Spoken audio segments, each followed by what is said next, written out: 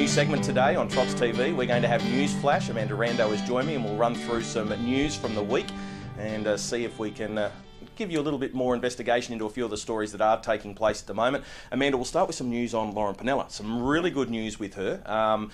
Shane Tritton tells me that she had some positive news from the physiotherapist during the week. That's good. There was some plan that she'll be back on the 23rd of October. That's still the case, but they are hoping that she'll be right to drive in the trials on the 21st of October. Yeah. The strength in the hand is about 100%, so there's not too much improvement left for Lauren, and I think the Tritton stable really needs her. Yeah. It's been a slow start to the season for them. Yeah, it sure has. So, and we know what impact she does have on the horses when she drives them. So, yeah, be sure they're really looking forward to seeing her bounce back. Yeah, for sure and certain. All right, what's a new snippet you've got for us this week? Yeah, look, sad news for breeders of Baby Bling. I saw on Twitter, Harvey Kaplan, part owner of Baby Bling, tweeted during the week that she slipped her foal to Art Major. So I'm sure, you know, considering how prolific that family is, they were really looking forward to seeing what that Miracle Mile winner was going to produce. So a bit of bad news there. Okay, that's terrible news for Harvey and the team. I've spoken with Peter Walsh during the week, and he's not renewing his trainer's licence. He's hoping that his wife, Belle, will have a trainer's licence in the near future. Disappointing to see Pete not renew. He said there's a few little health issues which are forcing him out of the game. Of course, a tremendous trainer for so many years when he was in charge of the Dominator Syndicate going back a couple of decades, and then spent a lot of time in the States and as a very successful trainer there. So a bit of a sad time not seeing Peter Walsh renew his licence, but of course enjoyed many great victories, and no doubt we'll still see him around the track. Yeah, no, I have heard little whispers that he may not be renewing his licence, so, and it is a shame. He's a great trainer, but I'm sure, if his wife gets her licence, she's always around the horses and she's always, pampering them up. So I'm sure we'll still see him around, which is good. What about, you had some bad breeding news. You got some good breeding news for us? Yeah, I do.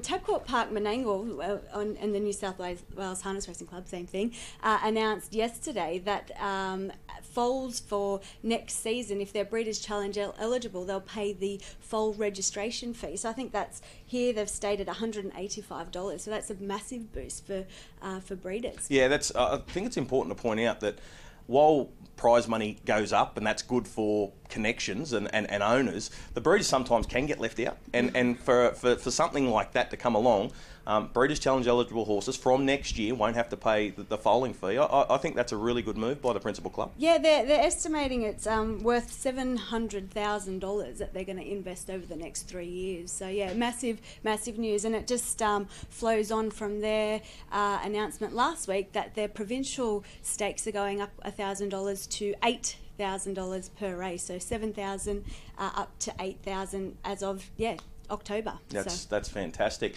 Final snippet. We spoke with Bernie Hewitt at the awards, Bernie Kelly at the awards night about the champion mare Frith. There was some talk that she was going back to Bruce Hartley, and there's nothing to say, no news to say that she's not going there. But I have spoken with Bruce Hartley during the week. She hasn't turned up yet at Bruce's stables. And Bernie did say in the interview at the awards night that he was thinking of taking her to, or sending her to Perth for the Group 1, which will be run around the Inter-Dominion time. Now, if that's the case, there's only a few weeks until that flight across to Perth goes. So it's up in the air now whether she goes directly back to Bruce Hartley, which is what we all assumed would happen, or whether she'll go straight to Perth and be trained over there. So watch this space with that one. That's a developing story, and hopefully we'll have some more clarification on the issue next week. But I think we can assume that Frith will be set for the Ladyship Mile when she's back in New South Wales, and she will be with Bruce at that stage.